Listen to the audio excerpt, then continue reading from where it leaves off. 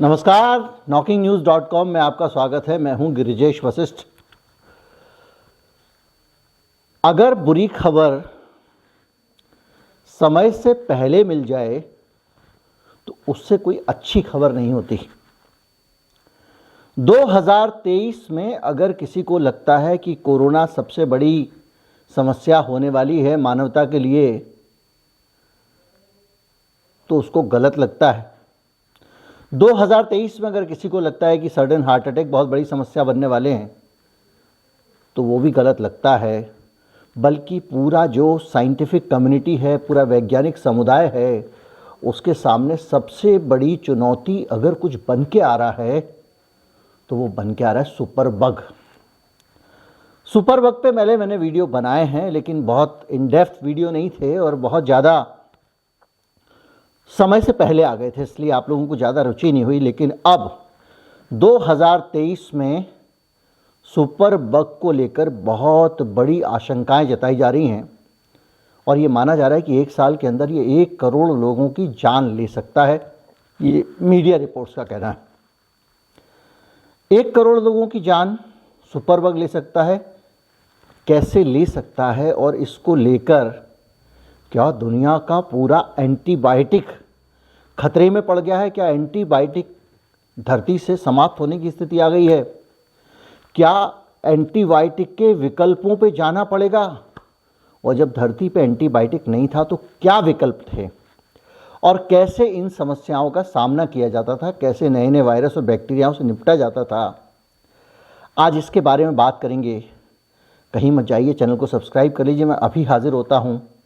जानकारियाँ ऐसी होंगी जो आप में 1000 में से भी एक आदमी ने शायद ही इससे पहले सुनी हो। हमारे चैनल को अगर आप सपोर्ट करना चाहते हैं, हमारा UPI ID डिस्क्रिप्शन में है, उसके ज़रिए भुगतान कर सकते हैं। एक QR कोड भी स्क्रीन पर दिखाई दे रहा है, उसका इस्तेमाल करके भी भुगतान कर सकते हैं। मैं अभी हाजिर हुआ।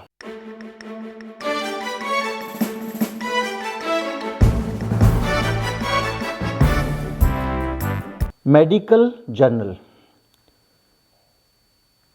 जो मेडिकल साइंस से जुड़ी हुई वैज्ञानिक खोजों के बारे में प्रकाशित करता है, रिसर्च को, वो संस्था है लांसेट। लांसेट जर्नल में अगर कुछ चिकित्सा विज्ञान से जुड़ी हुई चीज़ प्रकाशित हुई है तो उसको बड़ा गंभीरता से लिया जाता है और पूरी वैज्ञानिक कम्युनिटी उसको लेकर चिंतित हो जाती है।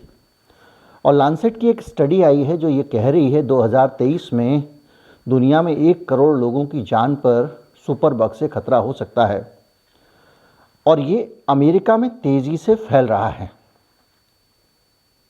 ये खबर जब आती है तो उसके बाद आपको लगता है कि ये सुपर बग इतना बड़ा चुनौती बन के उभर रहा होगा। अमेरिका वाले जाने, हम भारतीयों को इससे क्या लेना देना? एक बेसिक सा सवाल मन में आता है।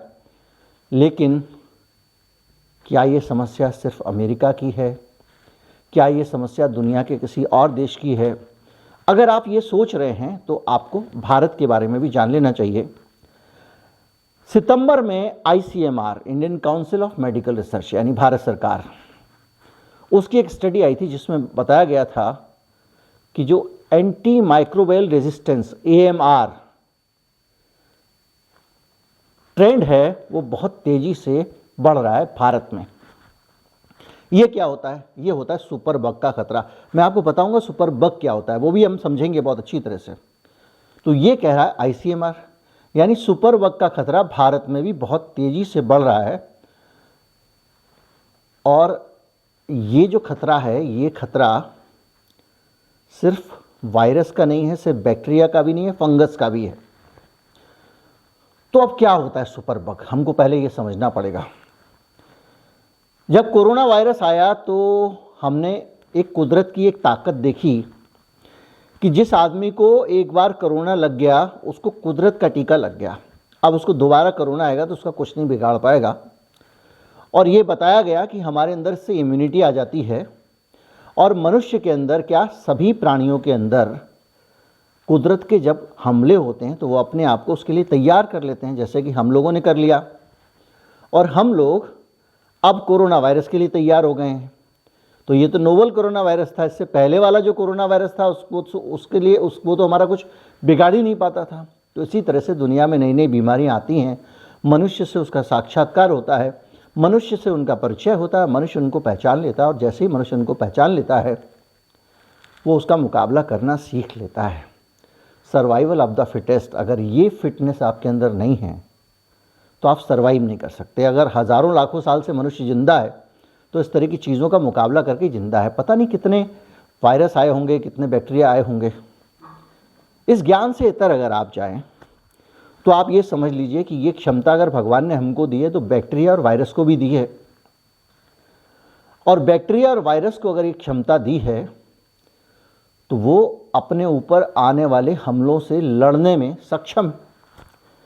अब एक वायरस को और एक बैक्टीरिया को अगर आप खास तौर पे बैक्टीरिया की बात करें और फंगस की बात करें, बार बार उसका दवाओं से साक्षात्कार करा रहे हैं। जैसे हमारे को बार बार कोरोना लगे हमको बहुत ताकत आ जाती है, उसी तरह से उस वायरस को भी, उस बैक्टीरिया को भी, उस फंगस को भी ताकत आती रहती है। खास तौर पे यहाँ पे वायरस को अलग रख देते हैं, उस बैक्टीरिया को, उस जीवाणु को, कीटाणु को ताकत आ जाती है। वो ताकत ऐसे आती है कि जब आप एंटीबायोटिक खाते हैं तो उस एंटीबायोटिक का उसके ऊपर असर नहीं होता है, वो एडॉप्ट कर लेता है उस एंटीबायोटिक को।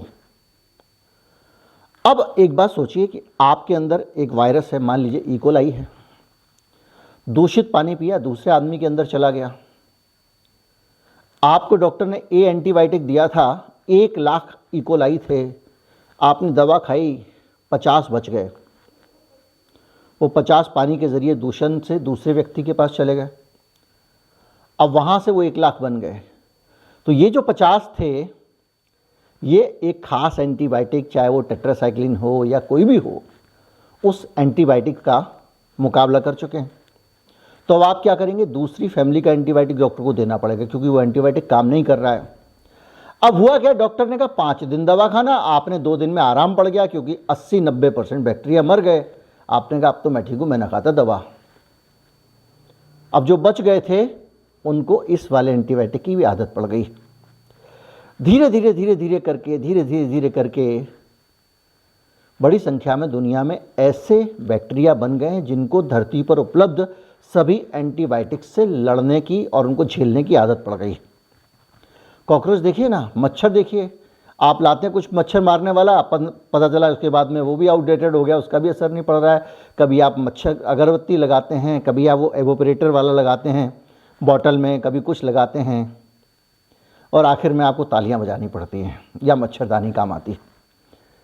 तो इस तरह से बैक्टीरिया जब अब ताकत गेन कर लेता है तो अब वो बैक्टीरिया किसी भी दवा से नहीं मर रहा है। ये ही बैक्टीरिया जिसको जो नहीं मरता है उसको कहते हैं सुपर बग। दुनिया में 2023 में 1 करोड़ लोगों की मौत सुपर बग के कारण होने की आशंका जताई गई है, ये खबर है। और सुपर बग की समस्या भारत में बहुत बड़ी है, ये ICMR ने कहा है। और भारत में बहुत बड़ी है, उसके पीछे एक कारण मैंने आपको बता दिया कि आप और मैं दवा का पूरा कोर्स नहीं करते हैं, सोचते हैं हम ठीक हो गए, और उसके कारण जो हमारे अंदर का बैक्टीरिया है वो उससे ताकत गेन कर लेता है। पहले डॉक्टर को कल्चर टेस्ट नहीं कराना पड़ता था, एंटीबायोटिक लिख देते थे। अब आप कहते हैं डॉक्टर टेस्ट ज़्यादा कराते हैं, क्या करें, अब कल्चर टेस्ट कराना पड़ता है। कल्चर टेस्ट में वो आपके खून को लेकर या आपके जिस भी चीज़ की, बलगम जिसकी भी जांच करनी है उसको लेकर अपनी लेबोरेटरी में 48 घंटे रखते हैं। 48 घंटे बैक्टीरिया फूड देके जब उनकी संख्या बढ़ा लेते हैं, उनका संवर्धन कर लेते हैं डिश के ऊपर, फिर उसके ऊपर वो अलग अलग एंटीबायोटिक डालते हैं और ये चेक करते हैं कि ये कौन से वाले एंटीवायरस वायरस के लिए ये अभी तैयार नहीं हुआ है, कौन से वाले एंटीबायोटिक के लिए ये अभी तैयार नहीं हुआ। एंटीबायोटिक ही कीटाणु पे लागू होता है, एंटीवायरस नहीं होता है। फिर डॉक्टर वही इलाज देता है। एक समस्या तो हमारे आपके तौर पर, लेकिन डॉक्टर भी इसमें बहुत बड़ा कंट्रीब्यूशन कर रहे हैं, और वो कंट्रीब्यूशन ऐसा है कि वो अंधाधुंध एंटीबायोटिक लोगों को लिख रहे हैं। किसी व्यक्ति को अगर वायरल इन्फेक्शन हुआ है, डेंगू हुआ है, चिकनगुनिया हुआ है या उसको कोरोना वायरस हुआ है या कोई इस तरह की बीमारी हुई है जो वायरस से होती है, तो एंटीबायोटिक उसमें काम नहीं करते हैं, डॉक्टर उसको एंटीबायोटिक दे देते हैं बगैर ये जांचे परखे कि इसको ज़रूरत है या नहीं। और जब वो उसको एंटीबायोटिक देते हैं तो एक बहाना होता है कि साहब वायरस के कारण शरीर थोड़ा सा कमज़ोर हालत में है, अब उसमें बैक्टीरिया जल्दी लग सकता है, इसलिए हम प्रिकॉशनरी दे रहे हैं, हम इसको सेकेंडरी ट्रीटमेंट के तौर पे दे रहे हैं, सेकेंडरी इन्फेक्शन ना हो जाए इसलिए एंटीबायोटिक दे रहे हैं। और जब वो एंटीबायोटिक देते हैं तो फिर वही कहानी होती है कि एंटीबायोटिक का ज़्यादा से ज़्यादा परिचय हो रहा है। जैसे कोरोना बार बार आएगी अगर लहर, तो हमारा शरीर का परिचय उससे हो गया, वैसे ही बैक्टीरिया को बार बार एंटीबायोटिक जा रहा है। मैं बताऊंगा कि इसका भी तोड़ है पुराने ज़माने से। तो ये जो पैरासाइट है या आपका वायरल है, उससे होने वाली जो बीमारियां हैं वो उस पर एंटीबायोटिक काम नहीं करता है। और अभी हाल में खबर आई है, पिछले साल की आईसीएमआर की स्टडी थी, वो कहती है कि 17,534 ऐसे मरीज मिले थे जिनको मल्टी ड्रग रेजिस्टेंट इन्फेक्शन हुआ था, यानी सुपर बग मिल गया। कैसे मिल गया?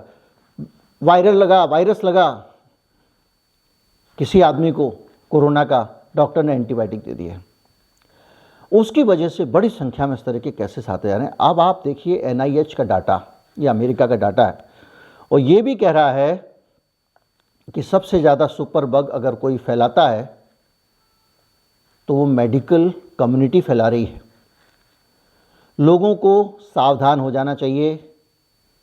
अगर चाणक्य का आपको याद होगा, चाणक्य जा रहे थे एक खेत में, तो एक कुशा उनके पैर में चुभ गई। वो दूसरे दिन आए, मठा लेकर आए और पूरा उसको खोदा और उसके अंदर मठा डाला उसकी जड़ में, और उसका संदेश ये था कि मनुष्य को जिस आदमी से तकलीफ हो या जिससे दुश्मनी हो उसको समूल नष्ट कर देना चाहिए। अगर छोड़ दोगे तो वो वापस आ सकता है। यही बात यहाँ लागू करती है। तो आप पूरी दवा नहीं लेते हैं तो आप उसको समूल नष्ट नहीं कर रहे हैं। तो यहाँ दिक्कत जो आ रही है वो ये कह रहा है कि भारत में, ये BBC की रिपोर्ट है और ये लिखती है India facing a pandemic of antibiotic resistant super bug. ये रिपोर्ट कह रही है कि भारत दुनिया में जो सबसे ज़्यादा सुपर बग से प्रभावित देश हैं उनमें से एक है। और ये कह रहा है कि एंटीबायोटिक रेजिस्टेंस के कारण जो नवजात बच्चे हैं, अकेले नवजात बच्चे, उनकी 60,000 बच्चों की मौत एक साल में हो चुकी है। ये डॉक्टर सौतिक विश्वास का लेख है BBC पे, और ये हवाला दे रहे हैं सरकारी रिपोर्ट का। तो आप इससे अंदाज़ा लगा लीजिए कि क्या स्थिति हमारे और आपके सामने है। न्यूयॉर्क टाइम्स की एक रिपोर्ट आपके सामने और रख रहा हूँ, centre for disease control and prevention CDC America की रिपोर्ट है। इसमें वो कह रहा है कि untreatable drug resistance fungus spread in 2 cities, Washington DC और टेक्सास में, अमेरिका में ये फंगस फैल गया है, ऐसा जिसको एंटी फंगल दवाएं असर नहीं डाल रही हैं। और ये है deadly hard to treat fungus. 1 crore मौतों की भविष्यवाणी अगले साल ऐसे ही नहीं की गई है। WHO की ये रिपोर्ट देखिए, ये कह रहा है कि drug resistant super bugs pose huge threat. WHO कह रहा है कि ये बहुत बड़ी दुनिया के लिए चुनौती बन गई है। और अस्पतालों में कोविड आने के बाद बड़ी संख्या में सुपर बग का आना हो गया, क्योंकि अलग अलग तरह के पेशेंट आ रहे थे, मनमानी एक्सपेरिमेंटल दवा दी जा रही थी, और उन दवाओं के कारण बहुत सारे बैक्टीरियाज को उस माहौल में भगवान का टीका लग गया। और लगातार ये CDC की एक और रिपोर्ट में आपको दिखा रहा हूँ, ये सारी चीज़ें हैं। और लैंसेट की रिपोर्ट कहती है कि 1.3 मिलियन यानी 13 लाख लोग हर साल पहले मरते हैं, और 23 में इसकी भविष्यवाणी 1 करोड़ लोगों की है। अब सवाल इस बात का है कि भैया इसका उपाय क्या हो। इसका मतलब ये निचोड़ निकल रहा है कि पूरी दुनिया में जो आप करते हैं, जिसको क्या कहते हैं आप, एंटीबायोटिक से ट्रीटमेंट, वो एंटीबायोटिक अब फेल हो रहा है। यानी अंग्रेज़ी इलाज जो था, उस इलाज में अगर कोई एक चीज़ थी जो आपको ठीक करती थी, वो चीज़ थी आपकी एंटीबायोटिक। उनका किसी भी बीमारी का इलाज करने का एक बढ़िया तरीका था, क्योंकि वो उन्होंने पहचान लिया था कि ये जो वायरस होता है, अंदर जो बैक्टीरिया होता है, उसको मारने की दवा है। घर में चूहे हो गए, चूहे मारने की दवा डाल दो, चूहे मर जाएंगे। तो उन्होंने एंटीबायोटिक निकाल लिए थे, और ये जो दवा एंटीबायोटिक है, उसके भरोसे ही अभी तक हमारे दुनिया रह रही है। और ख़ास तौर पे मॉडर्न मेडिकल साइंस, जिसको आप अंग्रेजी दवा कहते हैं, वो एंटीबायोटिक्स के भरोसे चल रही है। 1980 के दशक से एंटीबायोटिक पे एक खतरा आना शुरू हुआ है, जो लगातार बढ़ता जा रहा है। आज से 100 साल पहले लुई पाश्चर ने दुनिया को एंटीबायोटिक दिए थे। 1884 के आसपास उन्होंने रिसर्च किया, उन्होंने उसका आविष्कार किया, और वो घूमते फिरते आते आते 1910 में इलाज में इस्तेमाल होने लगे। और आज 100 साल हो गए हैं, और 100 साल बाद, 100 साल चले 2.5 कोस, 100 साल बाद हम फिर वहीं के वहीं खड़े हैं। हम फिर से उस पुराने दौर में पहुंच गए हैं जब एंटीबायोटिक हमारे पास नहीं था। क्योंकि अगर 1 करोड़ मौत होती हैं 2023 में, तो आप मान के चलिए कि आने वाले सालों में एंटीबायोटिक के विकल्प धरती को खोजने ही पड़ेंगे। तो जब आप विकल्प खोजने जाएंगे, तो आपके पुराने ज़माने में जाएंगे, और आप पहुंच जाएंगे उस दौर में, चंगेज़ खान के दौर में। चंगेज़ खान इसलिए याद आता है कि चंगेज़ खान की सेनाएं जब चलती थीं, तो वो कुछ कीड़े अपने साथ लेकर चलती थीं, खतरनाक कीड़े। आप सोचेंगे जब वो कीड़े लेकर चलती थी, तो ज़रूर उनका मकसद होता होगा कि लड़ाई में दुश्मनों के ऊपर कीड़े छोड़ दो। लेकिन ऐसा नहीं था, वो कीड़े इलाज के लिए लेकर चलते थे। चंगेज़ खान के समय में एंटीबायोटिक नहीं थे, तो बैक्टीरियल इन्फेक्शन से निपटने का तरीका ये कीड़े थे। ये कीड़े मनुष्य के शरीर की मवाद और उसके जो बैक्टीरिया से इन्फेक्टेड सेल खा जाते थे, और स्वस्थ कोशिकाओं को नहीं खाते थे। ये तब का विज्ञान था। तो जब कोई सैनिक घायल हो जाता था, उसका घाव पकने लगता था, तो चंगेज़ खान उन कीड़ों के लार्वा, उसके जो डॉक्टर थे, हकीम थे, वैद्य थे, जो कह लीजिए, उस घाव में छोड़ के उस कीड़ों से पट्टी कर दिया करते थे, और धीरे धीरे इन्फेक्टेड सेल को कीड़ा खा जाता था, और आदमी का इन्फेक्शन चला जाता था। ये बायोलॉजिकल प्रोसेस था, केमिकल प्रोसेस नहीं था। और ये कीड़े और बैक्टीरिया वाला जो तरीका है, ये आज का नहीं है। ये तरीका पहले आम इस्तेमाल होता था।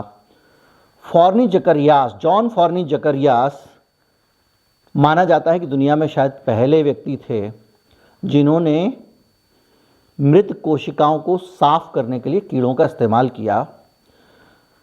और ये एक सिलसिला लगातार चलता रहा जब तक रॉबर्ट कोच और लुई पाश्चर ने एंटीबायोटिक नहीं बना दिया। जब कोई नई चीज़ आ जाती है, ज़्यादा सहूलियत भली चीज़ आ जाती है, तो आप पुरानी टेक्नोलॉजी को भूल जाते हैं। अब अगर आपके कीड़े एक गोली खाने से मर जाते हैं, आपके कीटाणु मर जाते हैं, तो आप क्यों अपने घाव पर कीड़े बांधना पसंद करेंगे? तो धीरे धीरे ये विद्या 100-125 साल में ख़त्म हो गई और लोग भूल गए। लेकिन अब दुनिया के वैज्ञानिक इन सारी चीज़ों पे ध्यान दे रहे हैं कि कुछ ऐसी चीज़ें जो पहले चलन में थी उनको भी निकाला जाए। क्योंकि किसी आदमी को अगर घाव हो गया, एंटीबायोटिक काम नहीं कर रहा है, तो कई लोग मर जाते हैं। जैसे मैंने आपको बताया कि बच्चों की मौत हो गई, कितने लोगों की मौत हो गई सुपर बग से, तो इतने लोगों को आप मरने को नहीं छोड़ सकते। तो अगले साल जो 1 करोड़ लोग चपेट में आने वाले हैं, उन लोगों में से हमको देखना पड़ेगा कि कितने लोगों को कैसे आप ठीक कर सकते हैं। कीड़े तो मान लीजिए सुपरफिशियल ऊपर का इन्फेक्शन उसको ठीक कर लेंगे, अगर फेफड़ों में इन्फेक्शन है तो उसका क्या करेंगे। तो ये सब अपने आप में विज्ञान की बहुत बड़ी चुनौती है। इसलिए 2023 को लेकर मैंने जैसा आपको कहा था कि बुरी खबर अगर पहले मिल जाए, समय रहते मिल जाए, तो वो बहुत अच्छी खबर होती है। और आज हमारे पास ये खबर है जिसके ज़रिए हम ये समझ सकते हैं कि आने वाला भारत, आने वाली दुनिया किस चुनौती का सामना करने वाली है और साइंटिफिक कम्युनिटी के सामने कौन कौन सी चुनौतियां हैं। मेरे चैनल पे मैं विज्ञान पे खबरें देता हूँ, मेरे चैनल पे मैं आपको अर्थशास्त्र पे खबरें देता हूँ, मैं अपने चैनल पे आपको राजनीति और चिकित्सा पे खबरें देता हूँ। कोशिश करता हूँ बहुत इस तरह की खबरें, सस्ती खबरें ना हों, लोग मुझसे कहते भी हैं, लेकिन ऐसी खबरों को आपका सहारा चाहिए। मैं आपको एक उदाहरण देता हूँ। इस देश के एक जाने माने यूट्यूबर हैं, गुजरात चुनाव की रिपोर्टिंग करने गए, वहाँ की ग्राउंड रियलिटी दिखा रहे थे और उनके वीडियो में ये झलक रहा था कि बीजेपी सरकार बनाने वाली है। जो लोग बीजेपी को पसंद नहीं करते थे वो लोग उनका वीडियो नहीं देख रहे थे। वो लोग कौन सा वीडियो देख रहे थे? एक और सज्जन थे जो कहते थे थर थर काँप रहा है मोदी, ये हो रहा है, वो हो रहा है, बीजेपी का सुपड़ा साफ होने वाला, वगैरह वगैरह। तो ऐसी चीज़ों में जब आप निष्पक्ष पत्रकारिता करते हैं तो आपकी चुनौतियां बढ़ जाती हैं और आपके दर्शक भी कम होते हैं। तो जो दर्शक हैं, जो पहले से वीडियो देख रहे हैं, वो अगर सिर्फ चैनल को सब्सक्राइब कर लें और घंटी वाला निशान दबा दें, दो चार अपने आप दोस्तों तक और वीडियो भेज दें, तो हमारे को इस महीने के अंत तक 1 मिलियन होने में देर नहीं लगेगी। 1 मिलियन से ज़्यादा हमारे पास सब्सक्राइबर हैं, लेकिन उन्होंने सब्सक्राइब नहीं किया हुआ है। उम्मीद करता हूँ वीडियो आपको अच्छा लगा होगा। अच्छा लगा हो तो अपने दोस्तों को ज़रूर बताएं, उन्हें भी इसके बारे में आगाह करें। नमस्कार, जय हिंद। और ये जानकारियाँ जो यूपीएससी की तैयारी कर रहे हैं, जो अलग अलग कॉम्पिटिटिव एग्ज़ाम की तैयारियाँ कर रहे हैं, उन बच्चों के लिए भी बहुत काम की हैं, क्योंकि ये बहुत अपडेटेड इन्फॉर्मेशन है जो कहीं भी किसी से पूछी जा सकती है। आने वाले शताब्दी में सबसे बड़ा खतरा चिकित्सा विज्ञान का क्या होने वाला है, सुपर बग क्या होता है, एमडीआर क्या होता है, तो आपको जानना चाहिए। नमस्कार, जय हिंद।